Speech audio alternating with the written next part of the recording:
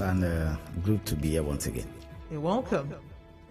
So is this coming as a surprise? I mean, what's happening with Uche Secondus? Because his tenure ends, I believe, in another 3 or 4 months.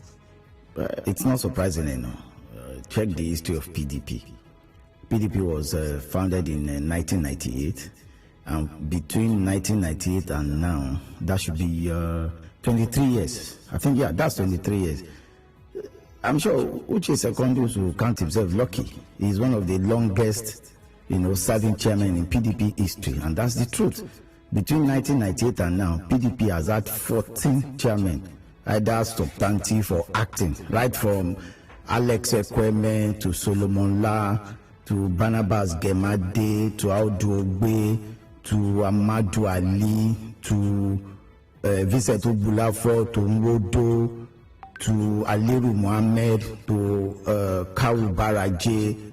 Then you had all of the people that succeeded in Bamanga Tuko, Adamu Muazu, Alimodu Sherif, Ahmed Makrafi, former governor of Kaduna, before Uche Secondus became the PDP chairman in 2017. So in 23 years, PDP has had 14 chairmen. So that gives you an average of one chairman every 2 years. Okay. No, every 2 years. Okay. So Secondus has been chairman of PDP since 2017. This is 2021. So it means he's lasted probably more than a sizable number of PDP chairmen. So it's not surprising, really. Yeah, but what has changed? If he's lasted this long, means that he must have been getting something right. No, remember that PDP lost out of power in 2015. Incidentally, before now, the man that has been at the behest of removing, chairman, had been the president produced by the party. Remember, Obasanjo was president in 1999. By 1999, we had Barnabas Gemade as PDP chairman, served only 2 years, replaced by Audu Ogbe. You remember the intense friction between Audu Ogbe and Obasanjo. The Audu Ogbe had to criticize, Obasanjo, attempt to reconcile both matters meant that the Audu Ogbe and Obasanjo had the famous pounded yam eating, in Abeokuta. And a lot of people, there are no politics then said, look, the moment Audu Ogbe ate with Obasanjo, it signaled that it was a departure party for him, And shortly after that, Audu Ogbe was forced, to resign and was replaced by Amadou Ali. So under Obasanjo, we had 3 PDP chairmen already. So it begins to give you an idea that, look, because they had control of power, because the president was in charge as at that point in time, most times it was the president, probably, supported by certain key elements of the party that wanted the party chairman. But now, what you're saying now is that there are some key elements that want the chairman out. Certainly, it's politics, really. We are going ahead of 2023, and every good student of Nigeria's recent political history will tell you that, look, once a general election is coming forth, there's an attempt for certain people to hold the party structure. And if there's an attempt for people to hold the party structure, different tendencies within the political party will begin to rise up. So it's nothing new, really, in PDP's checkered history. It's nothing new. What do you think is playing out right now? What's playing out right now is ahead of 2023. There's a camp that believes Secondus hasn't done much, to reposition the party maybe to the extent they want it to be. There are some who feel that, look, Secondus has done his best to keep the party afloat and ensure, they progress forward, particularly in view of the fact that Secondus' tenure ends this year, because the first tenure is meant for 4 years. And is eligible to run for a second tenure. So rather than allow him to even bother to contest for a second tenure, why don't you just remove him? And of course, there have been opposition, and there have been those that have been supporting Secondus. Of course, the opposition to Secondus led by the governor of Rivers State, His Excellency Nyesom Wike. Just yesterday, former governor of Bayelsa, of course, a member of NEC too, of PDP, Seriake Dixon, also came out to say, look, nobody can remove Secondus. He can only be removed by the National Convention of the party. So you have those that are in favor and those that are against Secondus stay in office. So if it's the National Convention that has the power to remove Secondus, so what is the governor and those who are pulling this card? What are they trying to do? Are they trying to undermine the party? There used to be 3 powerful forces in PDP in those days. The president, not the board of trustees. The president, produced by the party, was quite powerful, of course. National Assembly members, and of course, governors. Incidentally, or shall I say unfortunately, since 2015, PDP has not had control of both chambers of the National Assembly, meaning that as of today, there are two powerful forces in PDP. Former president or vice president produced by the party, and of course, former governors and serving governors produced by the party. These are the two most powerful groups in PDP as of today. And of course, one of the group leading Uche Secondus exists is serving governors, in the party. So you understand how powerful governors are. The PDP governors forum had a meeting yesterday. They didn't quite conclude, and they said, look, the meeting continues. Of course, you understand the meeting continues today. Even amongst the PDP governors, there are those that are saying, look, why are we in a hurry to push Secondus out? Why don't you allow him to get to, December or November when the convention will take place, and, let's ease him up. Some are already saying, no, you need to resign now so that we can look for somebody to act in that capacity and be able to organize another convention. Yeah, but aside the convention, the party itself, would you say Secondus has done well? Well, I'm not a member of the party. I do not know the mandate that he was given. You understand? I do not know what was his speech when he took over as chairman. What were the deliverables he gave to, to his party members? Has he been able to achieve that? Only members of PDP would be in position to say, look, he has done well or he has not done well. The opposition to him says, look, he has not been able to reposition the party to the height they think he would have taken it to. Governors have left the party, of course, you already know. I think about 3 or 4 governors have left. Umai, Ayade, and the man from Zamfara. But Olalekan, was there a time that governors didn't leave the party, the PDP or the APC? Has there ever been that time? No, but the only thing that is permanent in politics is interest. Interest changes with time and season. So what was the interest 2-3 years ago may not be the current interest, and that's why you see people align and realign. So politics. One can blame that on Secondus. But you have to look for something to exit the man. But that's politics, I know. If you're a good student of history, that's politics. You understand? Because look, remember in 2017, there was this battle inside the People's Democratic Party as to which part, of Nigeria, should produce the chairman of PDP. And now, one of the arguments by the governor of Rivers State was that, look, after 2015, everybody left the party. He almost single-handedly brought the party back and kept it afloat. And one of the best ways you can reward me, I think, was to say, allow my camp to produce the national chairman. Okay. Otherwise, it was the Southwest that was being prodded as of 2015 to produce the national chairman of PDP. In fact, Bode George, the convention took place in Port Harcourt, and Bode George and his camp felt he was going to be the next chairman of PDP until Secondus, came on board and won the chairmanship. So a lot of people are not too in support of Secondus because it was the governor of Rivers State who championed his emergency in 2015. So the man who championed his emergency in 2015, he said, look, we are no longer interested in his leadership. His leadership has not done well. Can you please leave the state so that other people, can man the saddle? So interest is permanent, and interest changes with time and season. Remember too, recently, that former Vice President Atiku Abubakar visited the governor in Rivers State. And in politics, there are no coincidences in politics. Things are structured to meet.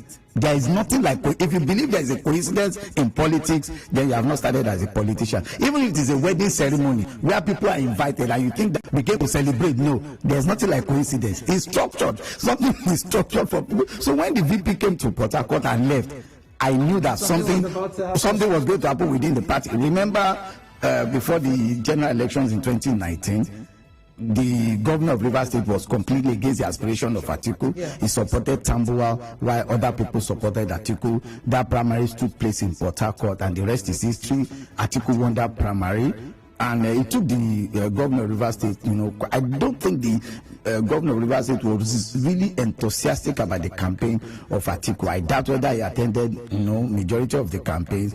And I think one of the straws, that should I say, or one of the problems then aftermath was that even when it was time to choose the vice presidential candidate of the party, Rivers State felt insulted. Rivers State governor felt insulted that, look, he was not even consulted over the emergence of Peter Obi. So he was not too enthusiastic about that campaign. And I think Atiku may have noticed that. So probably ahead of 2023, Atiku has now come to Port Harcourt to say, look, we didn't work together before. Can we now work together?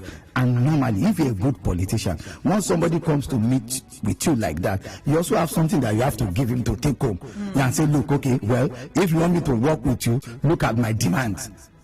Probably part of the demands is what we are seeing, at the moment, because Atiku has been relatively quiet over the exit of Uche Secondus. He's not issued any major statement to suggest that he's either in favor or against. Maybe just playing the politics of convenience. I'm trying to reconcile with the governor. Let me allow the governor, is also one of the leaders of the party, to choose what he wants to do, and thereafter, we look at the map and see whether he's heading the right direction. Olalekan here. We're talking Uche Secondus, PDP internal crisis. 0817-923-0002, 0817-923-0003, 0817-923-0009. Uche Secondus must go was one of the placards, inscription on the placards carried by a group of protesters yesterday. They're saying they've lost confidence in his leadership. They cannot afford to lose more governors, among others. Some of what they also said is, under his watch, so many of our leaders from the north to the south are leaving this party. We have lost governors, National Assembly members, BOT members, and ordinary members. If Secondus remains, we may be left with nobody else by 2023. But Governor Wike has said he's not leaving the party, so at least you all can be sure that he's going to remain. PDP will also know that, look, between 2023, a lot of politicians from APC too who may become disenchanted, with APC may decide to return to PDP. After all, a sizable number of people in APC today were in PDP. So, every general election, as we move towards a general election, that's why I say, look, there are alignments and realignments. You understand? So you align with what you think will feather your nest. And if returning to PDP will feather your nest, so be it. You understand? Like I said, politics is a gig. You understand? So you need to be adept, at being the chairman of a party. Remember what happened to Adams Oshomole when certain elements within APC felt that Oshomole was no longer necessary for their trajectory. Of course, you understand what happened. So they said, look, you must go. It started like a joke, you understand? And because the president of Nigeria, which is Muhammadu Buhari, was quiet, was not definite as to what should happen to Oshomole. Of course, people understood the body language. They said, look, the president was really bothered whether Oshomole stayed or not. And of course, that led to his exit. And like I said, if you've checked PDP's trajectory in the last 21 years, the removal of a chairman has always been at the behest of the president, supported by certain elements within the party. But unfortunately, this time around, the PDP is not having the president of Nigeria. So it leaves them with two powerful groups: former president or vice president produced by the party, current and former governors of the party. These are the two major powerful blocks in PDP as of today. So one of the powerful groups is saying, look, the chairman should exit. The BOT members are probably neither here nor there. Some are aligned, with the governors. Some are aligned with the former president. Some are independent minded. But what is the value of their influence when these two powerful blocks, say somebody must go? And that's what PDP is witnessing at the moment. All right, we've got Alex. Alex joins us from where? Alex, good morning. Yeah, good morning, Nano. It's my pleasure calling on your crossfire this morning. And I also want to greet the girls in your studio this morning. I want to go straight to Uche Secondus. And I want to say that your guest has actually criticized and also vividly narrated on how Nigerian politicians run their parties and all that. But let's call to mind that if somebody has to embrace a proper democratic system, what is happening to Uche Secondus is something of a glimpse. It should be a tip of the iceberg. If you're not performing very well in office, you should know that at any given point in time, it could be called back. And that is what I'm seeing within the PDP family. Nigerian politics, and in many politics, a year before the politics, that's in 2022 to 2023, is actually the political heat of the year. And then they need to start planning against that. And I see the reasons why the governor of River State and every other stakeholders are saying, the DOT members are saying they should step down. They need to plan ahead of time. If you have not performed very well, If he has performed below expectation, he should take his bow and leave the room for others. But again, I also want to criticize Governor Uche and others who are thinking that they are like the Lord of the Rings. They can take decisions on their own. They can run their party single-handedly and all that. They should also look at people's emotions, party members and their emotions and all that. All right. So that they don't get disengaged within the shortest time possible, and then lose out for what they have been pursuing all this while. Thank you very much. Thank you, Alex. We'll talk about that. Augustine has left the call center. Olalekan, someone actually mentioned this yesterday, saying that what they're doing, they're not carrying the party members along, but they're making nonsense of the party's internal democracy. So like he said, how will this affect the party members? Or is it that eventually they too will align? Well, the party members will eventually align when the governor of Rivers State championed Uche Secondus' emergency in 2017, where were the majority of the party members too. You understand? So it's something that is given. The members will align. I suspect that the vast majority of PDP members are okay with any chairman they have, and that's why I told you that, look, since 1998 PDP has had 14 chairmen. In all of those times those chairmen have been changed. There have never been any protest by party members. They've never complained. You know, I remember when Alex Secondus was the interim chairman of PDP, he resigned to contest, for presidential primaries of PDP that he lost to Olusegun Obasanjo. When Solomon took over, I think it lasted for barely 1 year or 6 months or thereabout before they organized a proper convention that elected Gemadi. Gemadi was to serve for 2 years. Towards the tail end of these 2 years, he battled and tried to see whether he could return to office. It didn't work, you understand. They had to bring in Audiogbe, who they felt probably might be pliant, to Olusegun Obasanjo.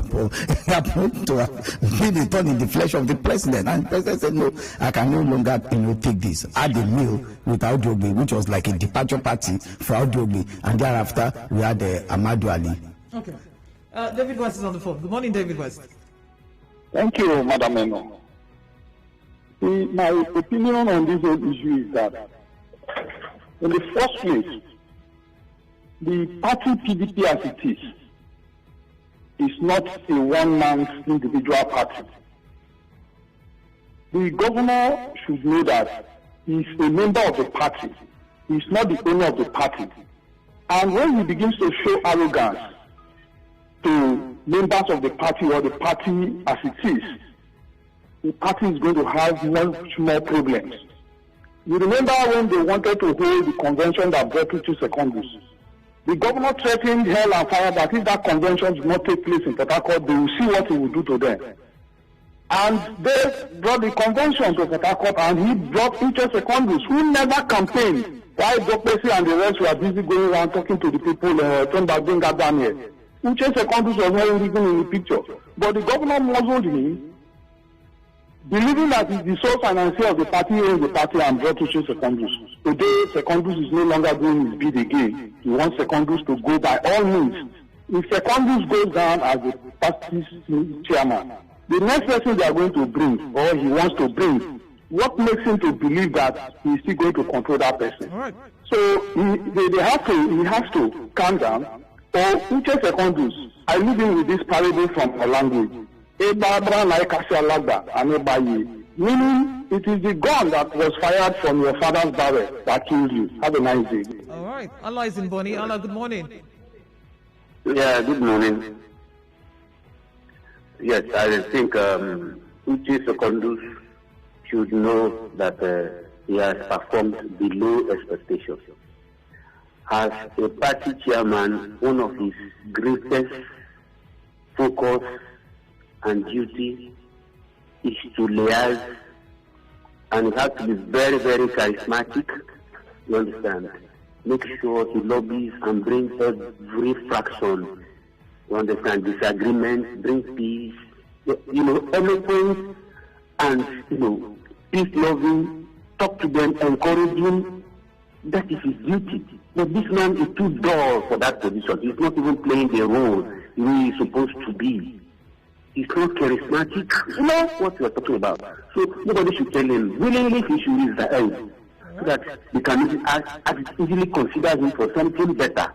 For him resisting or whatever, I think he's doing more harm to himself than good. All right.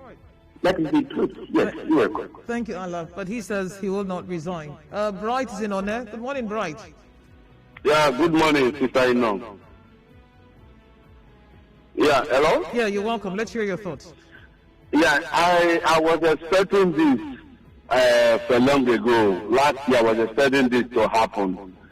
Because as a party man, I see my brother Uche Secondus, he's not performing well. He's not performing. Look at the situation of Nigeria today. I expected this man to offer on what both international and locally, and the campaign tell the whole world what is happening in this country. But he's weak. We don't see him in media houses. We don't see him internationally telling the whole world about what is happening in this country. So for you to be a chairman and the main opposition in that matter, it has to be vibrant. Okay. You have to make sure that he delivers. This man is not delivering. The party is going that we need a strong chairman, somebody that can go media houses and others to campaign, to tell the whole world what is happening. But moreover, it's not Governor Uche that is championing his removal. The party have seen that this man is not performing. Please, I would advise him to honorably resign for peace to reign, to serve his name. Thank you. Thank you, Bright, for calling. A commercial has to play, but Olalekan will tell us if there's been a past PDP national chairman that has been able to, pull the party together. After the commercial, just stay tuned.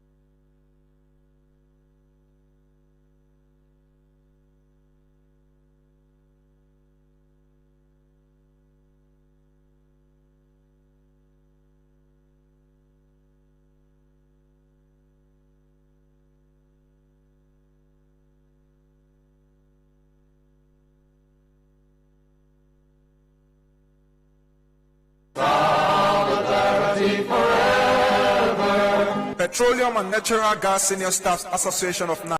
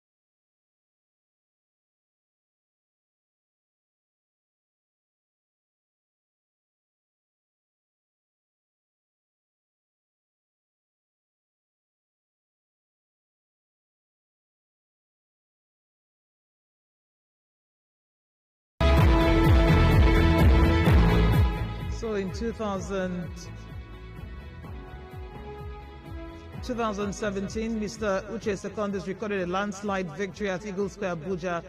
As the first runner-up at that event was a former education minister, Tunde Adeniran.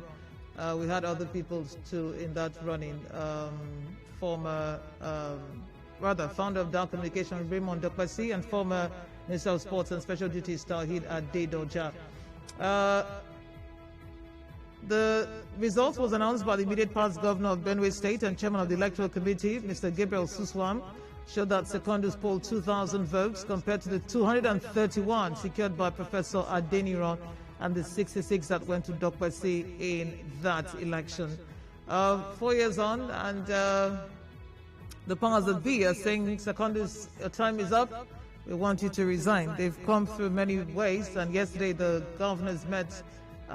There was no agreement, so today they will reconvene to talk about this matter and other matters plaguing the Post-Democratic Party. But I was going to ask you, Olalekan, has any past PDP national chairman been able to, unite and, put the party together? Well, it's difficult to answer, and in the history of PDP, no chairman had done 2 terms in office.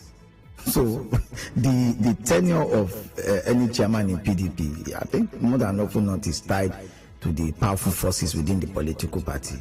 There's a time I think they just feel, look, you are no longer necessary for the kind of plot we want to take. And once they make up their minds like that, you're almost on your way out. Basically, what you're saying is that for the PDP, it's about power. Bottom line, who holds power? But the reason why a political party exists is to capture power. That's the number one reason why any political party exists. So if the party thinks that Mr. A may not be able to give them, the presidency in 2023, why don't you try Mr. B? That's within within the prerogative of those who are powerful within the party. The forces. No, you're using the word party, but it's actually the forces. But then again, do you think there's anyone that they can find within their ranks that can do that within 2 years? No, it depends. Remember that they have a convention this year, I think November or December. So it means, let's assume Secondus resigns today. Somebody will probably have to. If he doesn't resign, even if he doesn't, so by then, are we now? You now begin to look at a different permutation completely.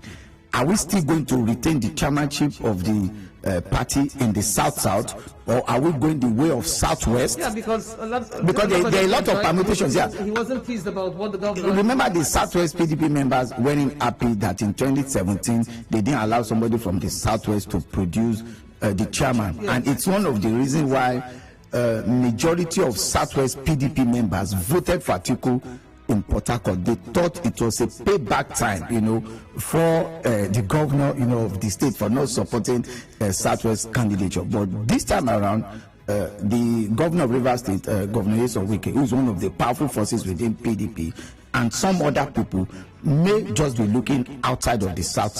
Probably they might as well be going the way of southwest. And if they go the way of southwest, only one person comes to my mind, and that is the former governor of Ekiti State, Ayodele Fayose. It's quite close to the governor of Rivers State, and I've looked at it very well. Most of the former governors produced by the party in the southwest are already in the APC. Benga Daniel is in APC. Olusegun Mimiko, former governor of Ondo State, is no longer in PDP, except he returns.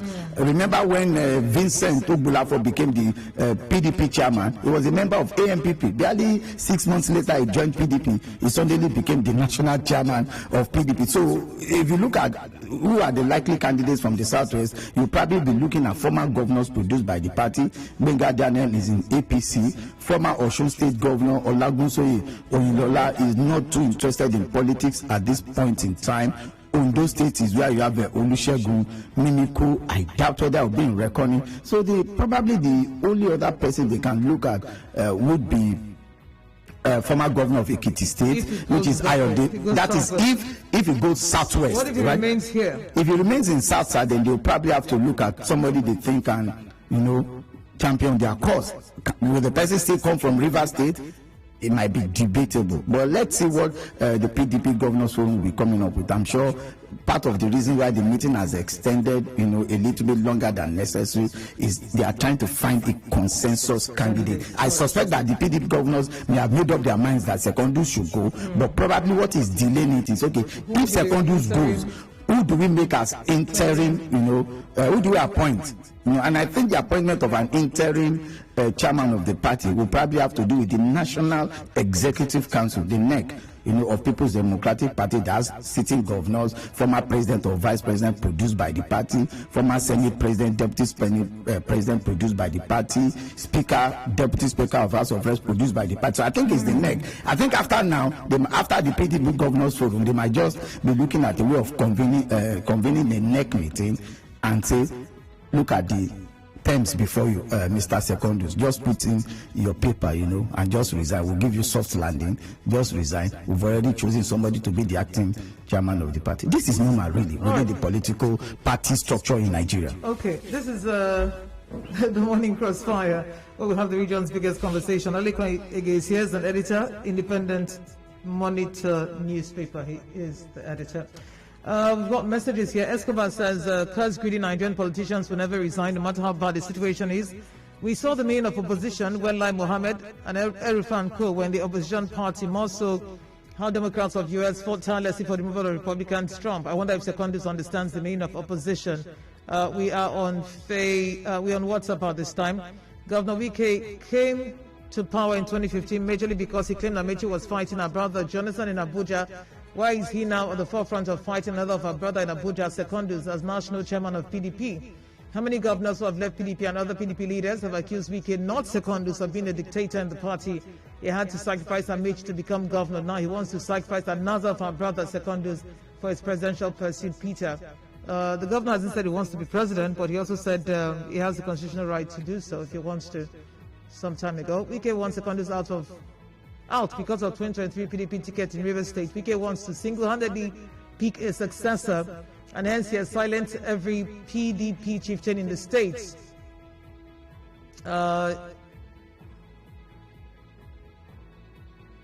Okay, using reverse money to fight the Rivers Sun. And no, indeed there was a state, Obina.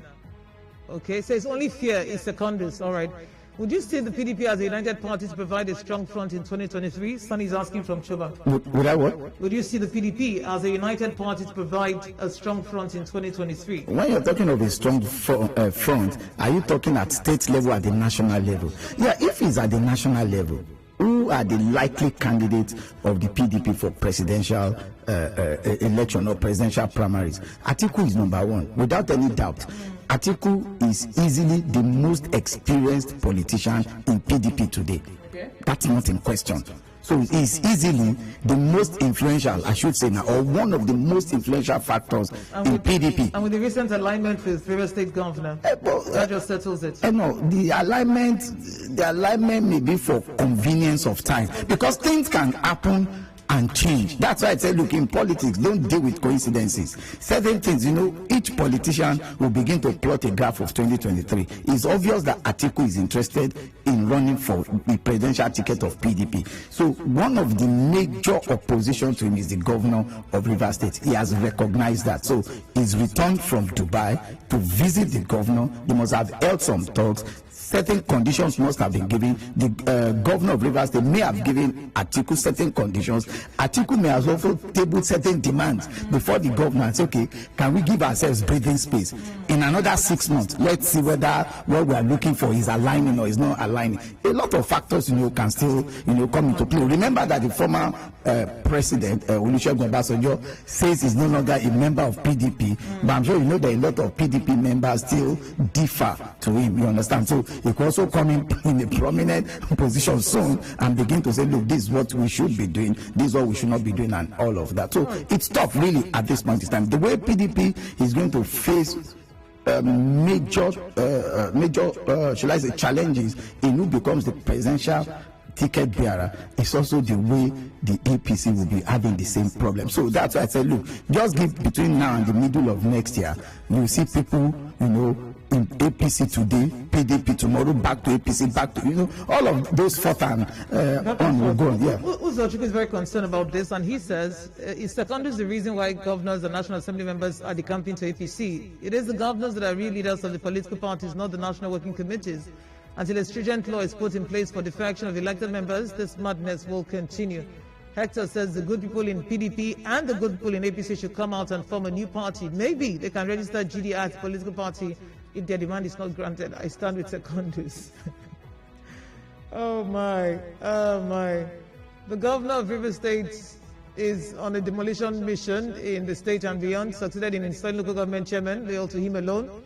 Now he spread his talents to the national chairman of the party to before I remove him from office. Don't forget, he put him there. He should allow his party's national chairman from his state complete his tenure. Then he can install his choice candidates as arrowhead of the party.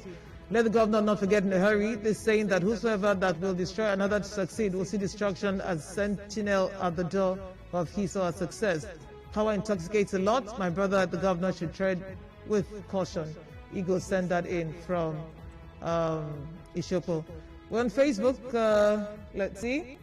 Okay, I'll take a call while this is loading. Good morning. Hello, good morning. Yes, good morning. Yeah, good morning and good Tuesday. I wish your guest a lot. My name is Oji and I'm calling you from Opoko. Yeah.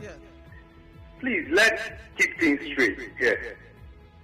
The governor is fond of not allowing people to go for. If you ask me, I believe that we all were created by God. And in as much as I am here, I will always want to go into a position where when the constitution says I should go once and I should go twice, I am eligible to go. The governor is fond of not allowing people to do what is in their mind. He should allow Secondus. He has contested as a governor twice. Local government, same thing. Even when people refuse, he still enters there. Must you always want to tell people what to do? It is not done like this, and it is your brother. What we are saying is, it's for Rivers' interest. It is not for anything. What I'm asking and pleading on behalf of Rivers to the governor, allow Uche Secondus. I'm of PDP.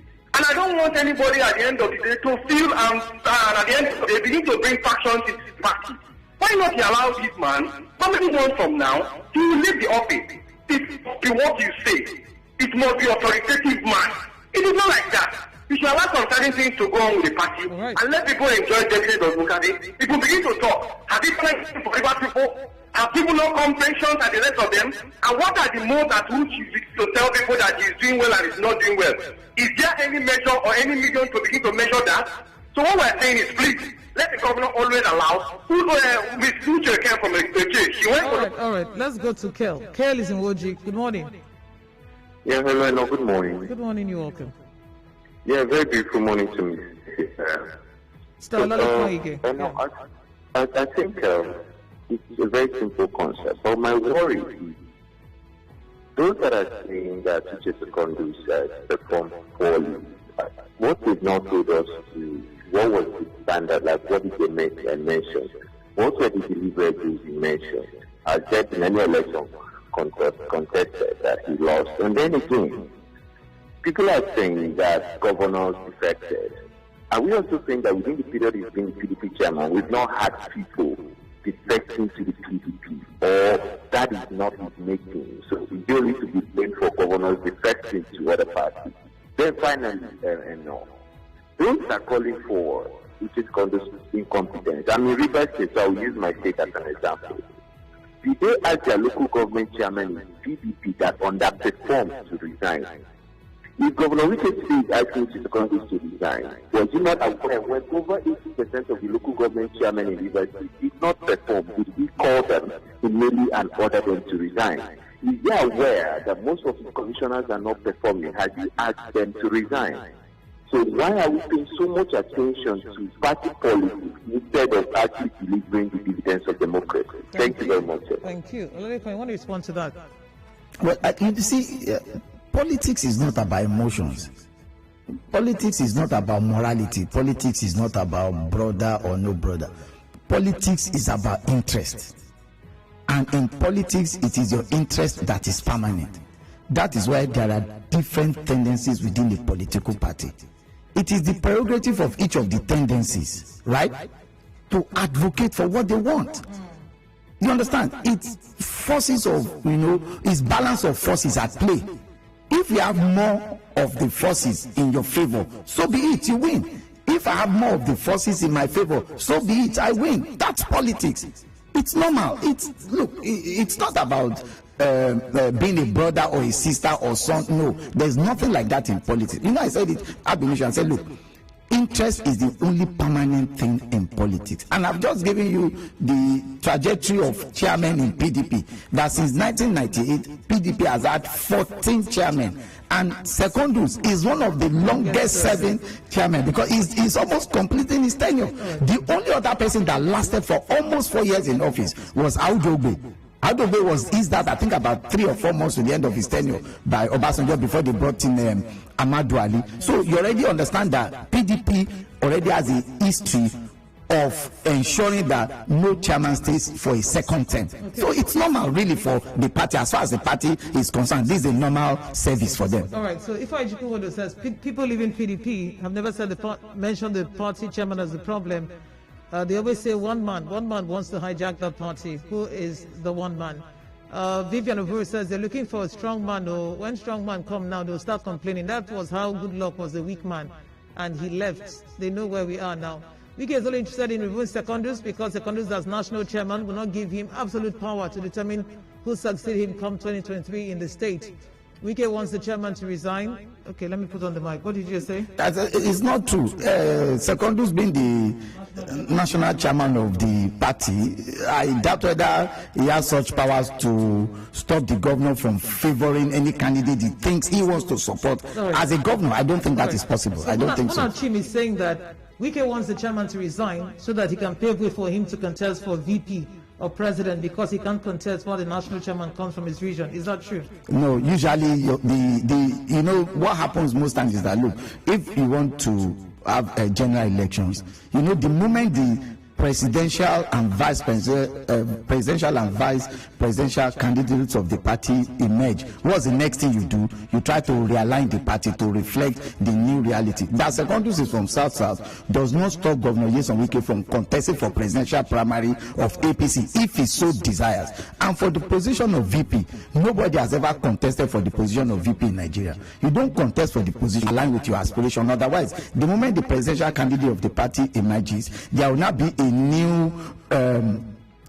new balance of play. Where do we choose the next vice presidential candidate from? Will it be amenable? Is it somebody that can support the presidential candidate? So a lot of factors will come into play. Nobody has ever contested for vice presidential candidate of a party. Once the presidential candidate emerges, then the party begins to look inwards and determine, who should be the vice presidential candidate of the party. So Secondus coming from Rivers State cannot stop Governor Nyesom Wike from contesting for presidential primary of PDP if he so desires. That's his prerogative. There is nothing unconstitutional in that. The moment the presidential candidate of the party emerges, then the party begins to think of how to ease off the chairman and shift the chairmanship position to another region of the country. All right, in all of this, Uche Secondus has just one thing to say. I confirm to you that I will not resign. If you want confirmation, I confirm that press statement. All right, Olalekan, thank you for your time. No, but if we've had things like this before, because the next few days, will determine a lot of things. All right, we'll wait for what will happen in the next few days. Thank you very much for your time. Olalekan is the editor, Independent Monitor newspaper. He's based here in Port Harcourt, River State. Yeah, thank you. Thanks for having me. All right. So that's a wrap this morning. We'll wait and see. My name is Ogbevire. Thank you for joining the conversation. One key thing Olalekan has said is politics is a matter of interest, QED.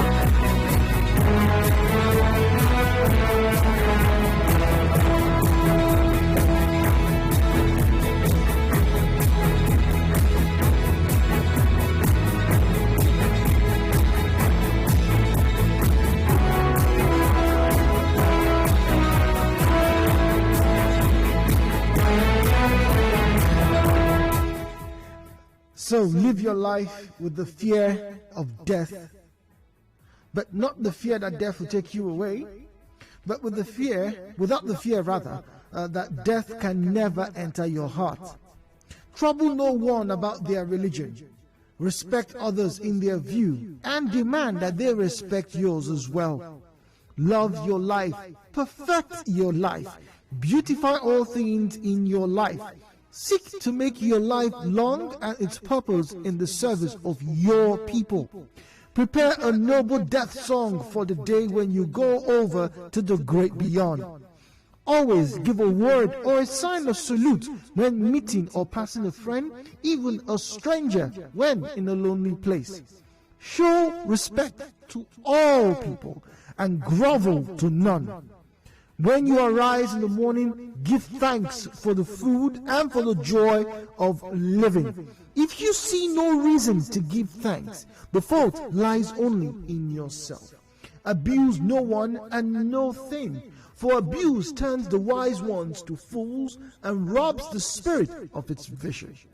When it comes to your time to go to the great beyond, be not like those whose hearts are filled with the fear of death, so that when your time comes, they weep and pray for a little more time to live their lives all over again. No, 1,000 times no. Live your life, sing your death song, and die like a hero going home. Chief Tekomesh, 1768 to 1813. Welcome. Hello, Port Harcourt. My name is Jude. Now, if you have no reason to find something to be glad for, then you need to check within yourself. Everybody has problems, they say. Now, today on the show, we start with one of the most common problems that faces many motorists here in Rivers State, particularly Port Harcourt. We are going to be talking about parking challenges. That conversation will take us to 10 o'clock, where I ask a simple question about creation of states. It's been disproved, or rather, it's been debunked, rather. The Senate has debunked the reports about creating more states.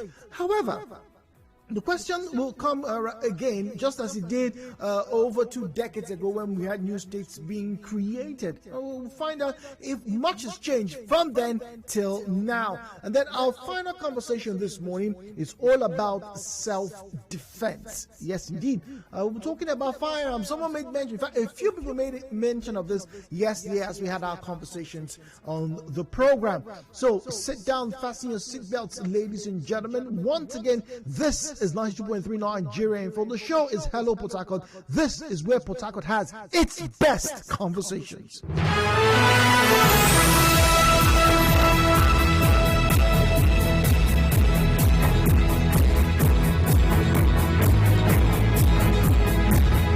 So parking spaces are a premium in Port Harcourt. Now, because of that level of demand, parking spaces lead to people getting to rush for spaces in many commercial centers. If you get to the malls, case in point, the Port Harcourt Mall, for example, I remember when it opened, it was a beehive of activities. A lot of people wanted to go there. But the problem was, where do we park? And so, if you get there earlier enough, fine, you get a spot inside and you can park your car. Some people park outside. Yes, there are challenges, security challenges. Your car could have been broken into and all the yada yada yada. Now, it got to a point where a lot of people said, you know what, rather than taking the risk of driving there and looking for a place to park, I'll just take a taxi and enjoy myself. But now, one of the biggest challenges, and it's been going on right from the time we had the Sam Jaja Foundation that used to make as it were provisions for traffic control in Port Harcourt, that metamorphosized into Timarif, and now to the task force that we have today. One of the biggest challenges many motorists has in Port Harcourt is the fact that sometimes you just have to place your car on a standstill for whatever reason. Now, you want to drop somebody off, you get off the road, next thing, 5, 6, 10 people, whatever, jump into your car, say illegal parking, and all of that, yada, yada, yada, yada, yada. Now, my question is this: do you think that the task force today has been unfair in enforcing parking regulations? What exactly are these parking regulations? Of particular note for us this morning is the practice of Port Harcourt residents now having to place their cars on pedestrian walkways. Now, they do this so that they don't have their cars towed or people don't come and say, you're parking wrongly. Now, of particular interest for us this morning is that access between Rumuokwuta Junction and all the way down NTA Road, down to Ozuoba, down to Choba, and any road of a similar build.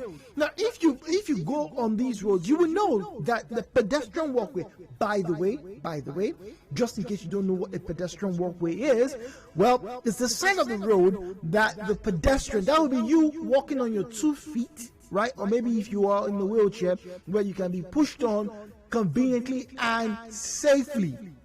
The idea is it's a demarcation, all right, from the major road where vehicles would ply. Drivers share the road with many other road users, among whom are pedestrians who are part of exposed road users. Now, so what is the general protection for pedestrians? If you're a pedestrian, right, and you're walking on the road, ideally you should walk on that part of the road that you can see the traffic coming. So if you're walking on the right side of the road, right, you should make sure that you can see the car coming on the opposite end. So if you're going towards somewhere, make sure the side of the road you are on is where you can see the cars coming, so no one just picks you up, right? Good. Now, what does the average Port Harcourt person have to do when he wants to buy something? What if you're dropping someone who wants to get down for your car at a location? Many Port Harcourt drivers now have to place a tire or sometimes 2 tires on a pedestrian walkway. Now, there's been a lot of conflicting interpretation of what should be. So I'm throwing it open now to all of you. Let's get the general concept. What should we be doing? Now, back in the time of Timari, I witnessed personally a man who was arrested because he placed his 2 tires on the pedestrian walkway. The man said, this is a crime. This walkway is where human beings are meant to ply. You have come there and you've turned it into a parking spot. It's not good. That the ideal thing for you to do is to place your car, put your hazard light on, indicating that something is wrong, and that your car has to be stationary, and then do what you need to do and return. But today, if you get, for example, on that Rumola or Rumuokwuta road and you stop and someone's trying to give you something, you could be arrested or you could be accosted. Let me use the word accosted by, in quote, traffic, what they call them, the traffic people, the tax force. Yeah, there we have it. So, what do you think? How sacrosanct is the pedestrian walkway? 017-923-0002, 017-923-0003, 0817-923-0007, and then the female caller line is 0817-923-0009. WhatsApp and Telegram available on 0809-030-6416, 0809-030-6416. When you call in, please do us a favor, turn down the volume of your radio set and jump on facebook.com/Nigeria Info to be part of the conversation. Hello, Port Harcourt, 92.3, good morning. Oh dear. Hello, Port Harcourt, good morning. Good morning. Good morning, welcome. Yes, so this is Sarah Barry calling from Ori. Good morning, Sarah Barry. I want you to even add those who are selling you. It's not just the cars. So join those who are also selling, who will not allow me that use food to work on the pedestrian. Yes. Nothing is their right. They will put there, they will not allow you now with cars. So it is something that is not right. It's not that it's not right. Even the one leg test, we are even managing it now. The cars are putting their 2 legs. So we need these orientation people are not doing anything. They're not receiving salary. So many government workers are just so much. Nigeria is just wasting money on paying civil servants. They're doing nothing. They are not helping at all. Some people don't know because it has been a norm that people do not think that is the right thing to do. So these things need to be synced into. They need to put in money to radio houses, newspapers, even in social media. They're sinking into the heart of men that wrong. They should allow us to work on that little way that finally they have created. This is a very big concern. And others who say they are looking for daily bread, please don't also use your daily bread to endanger somebody's life. Remove your goose from the pedestrian way. Thank you. That's my concern. Thank you very much. Just another concern. Yes, if you get to the bus stops, particularly mile 1, mile 2, mile 3, yes, she is right. You will find people with their wares on the pedestrian walkway. Hello, Port Harcourt. Hello, Port Harcourt, 91.3. Good morning. Hello, Jude. Good morning. Good morning. Welcome. Yeah, this is I'm calling from Nkoro. Thank you for joining us. Good morning. Jude, apart from they disturbing those who are working with their food, for time like Choba, it's an expressway, motor can pay break. So standing there to sell is risky to them. Even in Rumola Junction, same thing. If it is, you know that when car is coming, some taxi drivers, when they go and take this or go, they normally might speed. And if this is free break, and many people will die. So they should leave the road, and governor should please find a place for them to stay and sell. Those people are suffering, and they are risking their life, but they don't know. Thank you very much. God bless you. Thank you very much. Hello, Port Harcourt, 91.3. Good morning. Hello, Port Harcourt. Good morning. Good morning. My name is Sigis from Ogbevire. Welcome, maybe sir. You know, time 2000 number, we complain about these things that, you know, one, they are risking their life. And towards me, I always believe on capital punishment. We need strong hands, you understand? Those that are using the walkway that we're supposed to use to drive their cars, that should be penalty for them. But they're parking their cars because they are afraid that the tax force will come and disturb them. That's what they say. See, Jude, you know, here, I will say that I don't know why the authorities they don't know how to make money. Let me put it like that. Jude, if you have been going to Lagos every time, most of over the bridge, you understand, then create kind of park that move past their True. True. Like if you go to many bridges in Lagos, you see that they have cars parking on that there, and they're paying money. It's how to generate money. Like look at this garden flyover now. If that somewhere, then make it like a park. Keep people there to monitor that place. The company will make money there because now you park car on pedestrian. People are using like going to go and follow me for cars to jam them. People are selling on top of this thing, and they are taking revenue from them. Who are selling on top of that pedestrian, putting their market, putting their clothes, they are taking revenue from them. Okay, that's so where you want to go. Yes, Ibiso, thank you very much. That's a great point from Ibiso. Danzi is in Choba. Good morning, Danzi. Good morning. Good morning. Welcome. Tekana is in Oyibo. Tekana, we're coming to you shortly. Go on, Danzi. This issue of tax force holding drivers on this location to Rumola, from Choba to location to Rumola, it has become an occurrence and it has become a culture. And for me, as a citizen of Nigeria, as a human, I don't think it's secured for someone to be walking on the pedestrian walkway and car will not put their tires there. At most cases, they won't even traffic it or give you a horn to even know that they are behind you. They want to park at your back. They will just use it and boom, suddenly you just find sometimes you just will be scared. And there are some humans who are working on the way. Some of them physically they are looking strong, wise, but on their heads they are not that strong. Some people have hypertension issues. So on that notice, so there are things like that will occur, and the mind will just the mind will just run out of them, and they'll be this scared. Something like that can occur, and some will just collapse. That is part of hypertension stuff. So. All right, Dan raises a very interesting view about those who are walking on the road. That's why you should have pedestrian walkway. Tekana is in Oyibo. Good morning, Tekana. Yes, good morning. Good morning. Thank you very much. I want to ask, if they don't expect cars to drive on the pedestrian walkway, why do they construct those pedestrian walkway to allow, it looks as if they made it with a car can climb on it. So why do we construct it in that manner if cars are not supposed to climb? So I think it starts from, even if there's a rule against not climbing, when they are constructing the road, they should make it in such a way that cars can't even climb, even if they choose to want to climb there. So I think they should go back to that. And secondly, concerning the tax force, I'm worried about how they actually, I used to hear people call already and be saying what happened to them. But on Saturday, we just stopped at Dombia Road. That road is under construction. Okay. So we didn't know until we got there. So we stopped to ask somebody direction because we are going to a church on that Dombia road. Maybe we stopped to ask youth about 10 or 11 task force members. We are all over our body like crashes. You started telling us different stories. Yeah, we shouldn't start here. So I had to show them the direction. They took me to their boss. I had to ask the boss to tell me where or how I'm going to get to that Dombia road, the church. It was when they could not answer that my question, they now understood why we really have to stop to ask that direction. So how can somebody just stop and people now start telling somebody that he parked wrongly?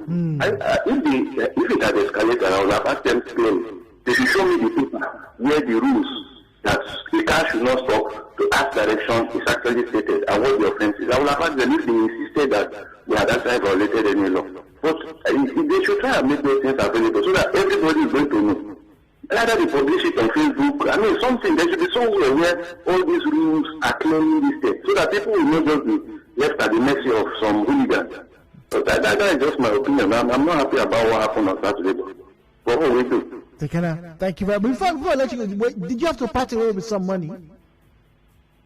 No, when they could not tell me exactly how I'm going to go there, they couldn't tell me that I was doing anything wrong now. Okay. Because if then the road traffic management people don't know the description to a particular place, why shouldn't I be asking other people on the road? All right. So if the organ of the team that led, they didn't, so they couldn't even mention any offense, but they initially held us. When I showed them the direction, the wedding card, and the name, and we were at the junction, and it was blocked, but we needed to get there. I mean, everybody knew what we didn't have to prevail. So we didn't even discuss any charge. All right, thank you very much, Tekena. We'll go for a commercial as we talk about parking spaces, particularly when you are on the move. What's the best way, how legally are you meant to place your car? That's a big challenge for many a Port Harcourt motorist. My name is Jude. Once again, this is where Port Harcourt has its best conversations.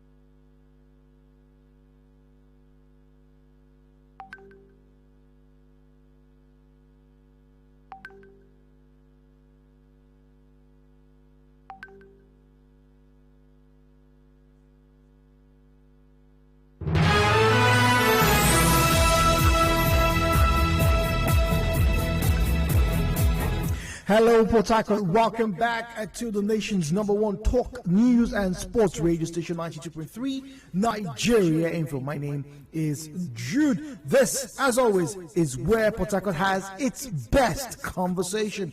Now, on the show this morning, we kickstart with our look at parking. Premium parking is now a premium hobby and a premium task these days for many motorists in Port Harcourt.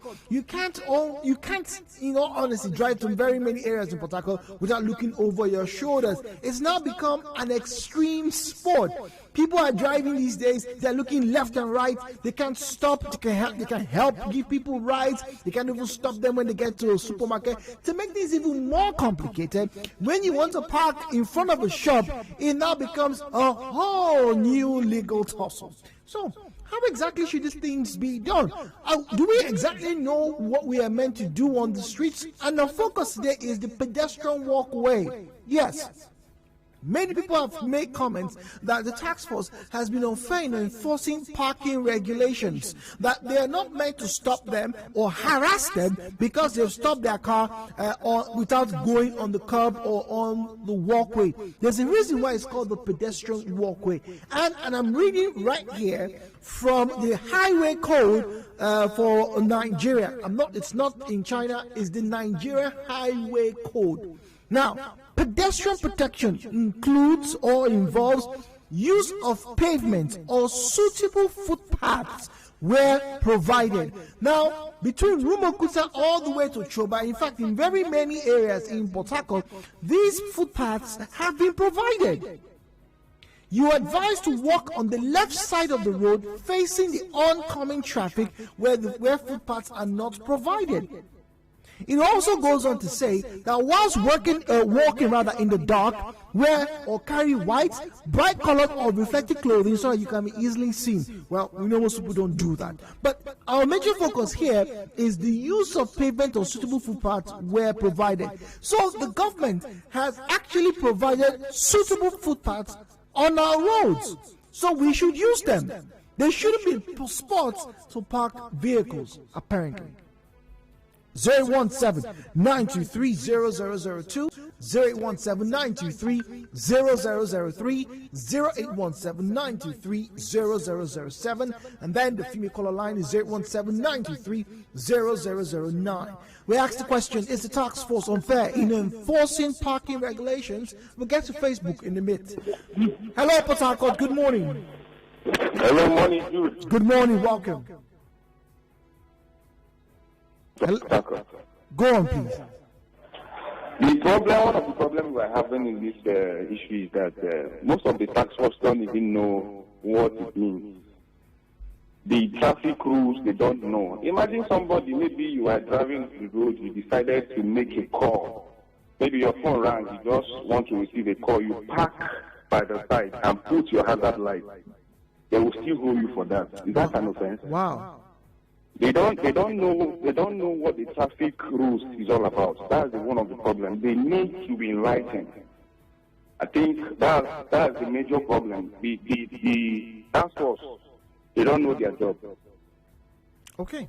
Well, thank you. Thank you very much. On Facebook, Ofanum Bokumbo says, absolutely yes, they are untrained, uncultured, unrefined, and also do not have defined mode of operation. The mere fact that the roads, buildings, and business or residential communities in the state are designed and constructed without consideration and parking spaces for motorists strips the government of the right to enforce improper parking, especially in areas where there's absolutely none for vehicles to park.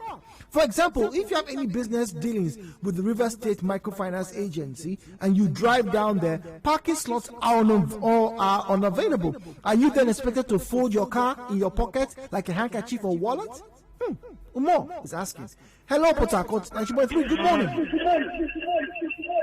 Hello, good morning. Good morning. Welcome, please. My name is Louis. I'm calling from Ahuda West. Good morning, Louis. Yes. Concerning this task force people doing the arresting vehicles, the road, I think they should create a kind of a a mobile court in strategic places so that when they arrest vehicle like that, they will carry the vehicle, they'll first of all snap the scene, then carry the vehicle now to the mobile court. And then they'll show the pictures to the people that got all these tax for their all tax. Whether you park right road, wrong road, they want to arrest them, go and extort money from you.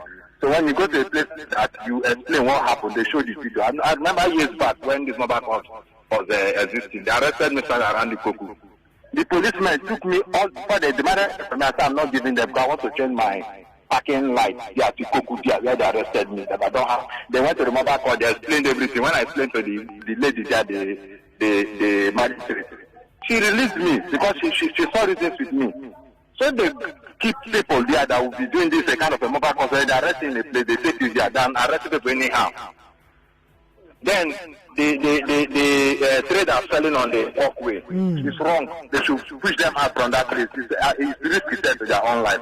That is what I have to contribute. All right, thank you very much, Louis. But that's another big problem. I do know, and I see the task force members getting people off curbways at the junctions of the pedestrian walkway. Now, so they're trying to enforce that, and you often hear Nigerians, Rivers people say, nonsense, we'll not get work. We were in the tried to manage ourselves. Just the sufferers, but you are not meant to have your trade or business on the pedestrian walkway. Emphasis on the pedestrian walkway. Hello, Port Harcourt. 1993. Oh dear, sorry about that. Once again, when you call in, do well to turn down the volume of the radio set. Right, Jude, there's usually a yellow line drawn on the road parallel to the pedestrian walkway. Cars are supposed to park within that line away from the main road. Unfortunately, most task force members don't recognize such parking and adjudge it wrong, thereby impounding cars. Hence, many people park on the walkway. Joe from Port Harcourt. The government of Rivers State is not thinking. It may sound insulting, but I tell you, Lagos State is doing well, still thinking ahead. The type of bridges built here have no economic value and significance. In Lagos, the government creates spaces for people to make use of under the bridge, but here at Rivers State, no initiatives but propaganda. Let the government think. We don't need all those fancy bridges. Hello, Port Harcourt. Good morning. Good morning. Good morning. Welcome, please. What's your name? My name is Thank God. Welcome, Thank God. Yes. The traffic situation or the parking is something. Like even garrison. I've confronted some of them. Is there any taxi park where people will park to drop? Because wherever you drop along the garrison down to Borough Park, they will clamp on you.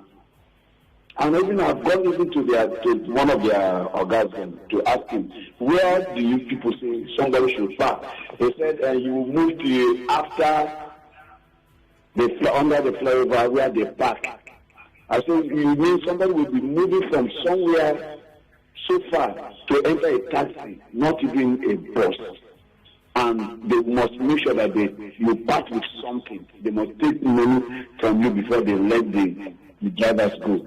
So those things, I don't know, because they are on train. I asked him, because the way they jumped on the taxi man, I said, are you people aboros that you will do this? Because if they are cultured, there's a way they will speak to somebody and there's a way they will handle it. Even the person will feel relaxed down, making the person somehow. I think the governor should rethink, or the whoever that is in charge of it should rethink about this thing, so that things can be done in a civilized manner. Right. Thank you very much. Things should be done in a civilized manner. Hello, Port Harcourt, 3. Oh, sorry about that. Now, messages. Now, let's jump. This is on Facebook now. Facebook.com/Nigeria Info PH. Long Life Yogbara says, very unfair to motorists and visitors. The level of misunderstanding and unprofessional manner in which these task force men handle their job is highly below our expectation.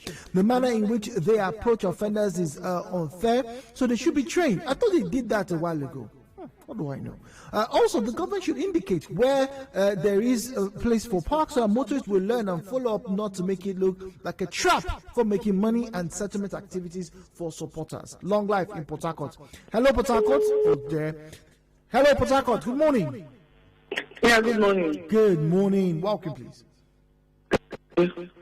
I think the way there's Chicago people there, the way they are collecting money from people when you pack is not good at all. A teacher in my school, she was telling me her father just packed. The father just packed. You know the father packed. These people just rushed it. He was making calls to tell his children, look at what happened. These people are on me. It's just helping like that, just to answer calls. Before you know it, he transferred the woman that was actually an issue. He said the father transferred 100,000 naira to them. What? Before the elder brother could come, these people left. I was asking, she said, I am telling you, my father was scared because he's an old man. Oh dear. He said he transferred 100,000 naira to them. Before the son came, they left immediately. They were nowhere to be seen at all. Well, they can be traced because the money was sent to a bank. They can be traced. The money can be. Yes, but they did not make it up. She said that I'm telling you, I'm just scared. Whenever I'm driving, this is not convenient. I just move away because you can have an important call. It's not good to answer call on the road. You have to park and answer your call. But when you do that, you see them on you. Right, it's a big problem. JJ's in element. James, we're getting to you shortly. Good morning, JJ. Good morning, Jude. Welcome. Jude, the question is, all the multitude of boys that are doing the task force work, how many of them can drive? How many of them have driver's license? How many of them have the highway code that they will now use to judge if you are doing well or they should arrest you? It's just like bringing people, call them police, just give them gun, or somebody just does something you suspect, shoot. That is exactly what we put them on the road for, because there was no training, But they said there were trainings. If you remember, after the initial committee was disbanded, there was a period of about 3 or 4 months. They said they were undergoing training. There was a new committee. There was never a time that they were trained. We didn't hear anything. Just the only difference is that the person that is heading them right now is a retired police whether assistant commissioner or something. That's just all. It did not transmit anything. It did not put anything new in these guys. You see the way they operate, they kind of like the same vehicle turning. Go and look at the vehicles now. What training do they have? The training, the vehicles that are not up to 2 years, they are worse than the police vehicles. So what are we talking about here? That's a good point, though. I think it's just a disaster waiting to happen. Thank you. James is in GRA. Good morning, James. Solomon's at Water Lines. Good morning, James. Good morning. Good morning. Hello, Port Harcourt. Yeah, this matter is a very serious issue. But my mostly concern is about the task force, because I can remember Reverendly very well. On my first day in Port Harcourt, that should be 4 months ago, when I arrived from Lagos. So the Taizing man that I picked, he stopped at and their most designated area is that, you see, Umora is very, I don't know whether they use that place as their office or what. So the Taizing man just, his tire deflected and he wanted to put the spare tire and just park along by the side of the convent of the road. Immediately they just park and almost all of them are inside the vehicle. At first I was just what's going on? I didn't mind. But they were kind of harassing the man, why should you park here? The man refused to come down from the vehicle, and they forcefully dragged him out of the vehicle, entered the vehicle, and it's when they now start the vehicle to move, they notice that the tire was down. Is deflected. So I was still wondering what is going on. I was kind of asked one of them, hey, bros, what's up? What is happening? Why are you guys in such what is your work? They say, we are task force. He parked legally. I say, parked legally? You people know the rule and regulation of the roadside. Can't you see the yellow line? And you tell me that he parked. Where do you want him to park? They were kind of that may keep quiet. So this matter no concern you. I said, shit. What are you guys talking about? This matter no concern me. Now me carry this driver. You want to go drop me for somewhere, and I say you no concern me. What happened? So I was forceful to come down and make some call. By the time 1 or 2 of my uniform personnel arrived, they can't. Oh God, we saw you. We don't say you be soldier. We don't. I said. This is not a matter about knowing you are a soldier. Yeah, you're supposed to know the right thing to do. Yes, you're supposed to know the right thing. Solomon is in Water Lines. Good morning, Solomon. Morning, Jude. Good morning. Hello, Port Harcourt. Welcome, please. Yeah, but for me, maybe I have different opinion. Yes, please. And most of the time when I happen to walk, I drive, I own a car. But if I happen to walk to a shopping complex that have no car park, I meet the owner of that place. I said the reason why you don't have patronage is because you don't have a car park. So I've made it my own discipline not to stop to any shopping complex that does not have a car park. Not one. And I also don't just stop just anywhere. Yes, I agree. The task force are indisciplined. But some of us are indisciplined. Motorists, right? Some motorists are indisciplined as well. Come again? Some motorists are indisciplined as well, right? Yes, okay. Yes. I agree. They have never stopped me. I've never had a problem with them for as long as Timari and even the person died. Because if I see the place is not conducive to park, even if I carry you, I won't stop there. I will go to a more conducive place. If I want to make a call, like I'm talking to you now, I'm in an inside street where it's not a basic traffic area. Yeah. Or if I want to make a call, I drive into a fuel station, I drive into an eatery. You know the problems are there. Don't save yourself the headache. So no one will call me. That call will not be so important that I will stop on the middle of the road knowing that someone will jump into my car. It could result to something. The emergency call I was going to pick, I won't succeed. My time is derailed. Probably I'm to part away with something I don't expect to do. So yes, these guys are bad, but we also too should take precautions and know what to do. But that's my own policy. I don't park where I ought not to park. If your shop don't have a parking spot, I don't come there. Okay, if I must buy there, yes, I go from my car home. Probably I enter a public transport, and I walk to where you are. Okay, now Solomon, I need to ask you, one of the biggest complaints many motorists in Port Harcourt have made is the question of if they should place their cars on the pedestrian walkway. That sometimes they try to do what is right. Some roads have the lines, the demarcations, yellow in parts of Abuja is yellow and white, where you can place your car and go off the street. But most of those things don't happen here. So where do you stand on motorists having to place their cars, maybe 1 or 2 tires, on the pedestrian walkway? Because of the lack of education by these guys, avoid it. What I'm saying is right. If there's a yellow mark where a car should park there, that kind of situation persists. There's a line that cars can park. And I've not seen them disturbing cars that are parked there. But when they don't know, then they are not educated to that level. Avoid it. Avoid it. Solomon, thank you very much. It's a pleasure. Thank you very much. All right, so avoid it, Solomon says. Let's get to our message portals now and get to read from our respondents. Hello, Port Harcourt. Good morning, Jude. Have you seen the traffic or parking regulations the River State Task Force claim we violate, which they are enforcing? What law or regulations do they mention as laws or regulations we violate when we are charged to the extortionist mobile court? Rules enforceable by the FRC are gazetted and are receipted when payments are made. Does the River State Task Force issue receipts? Have you seen a copy of what the River State Road Task Force use as their rules? Is it too much to demand that they make it public text in Oyigbo? Now, speaking of the mobile courts, we will be talking about that tomorrow. tomorrow? No, on Thursday. Yes, we were talking about that on Thursday.